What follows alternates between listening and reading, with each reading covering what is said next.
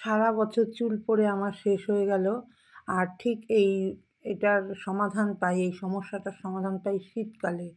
যেটা হচ্ছে আমি একজনের কাছে এটা দেখেছি যার জন্য তেলটা আমি গতবারও ইউজ করেছি।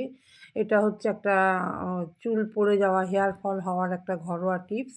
যেটা একটু নারকেল তেল নিলাম আমি, আর এটা এখানে প্যারাশুট উত্তম তেলটা হলেই ভালো হয়। যাই হোক, আমার কাছে ছিল না, আমি নিয়ে নিলাম বাজাজ আমন্ড অয়েল, যেটা আমি মাথায় দিই। সেটার সাথে ২ টো আমলকি কুচিয়ে কেটে নিয়েছি, আর ১ চামচ মেথি, কিছুটা দারুচিনি গোটা, সেটা দিয়ে তেলটার মধ্যে দিয়ে ভালো করে ফুটিয়ে নিয়েছি দেখো।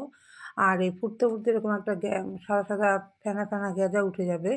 তো তারপরে তেলটাকে নাবিয়ে নিয়ে ঠান্ডা করে আমি একটা ওই স্প্রে করার বোতলে ঢেলে নিয়েছি। আর এইখানে দেখো, এই আমলকিগুলো আমি কুচিয়ে কেটে বিট নুন দিয়ে মাখিয়ে নিয়েছি।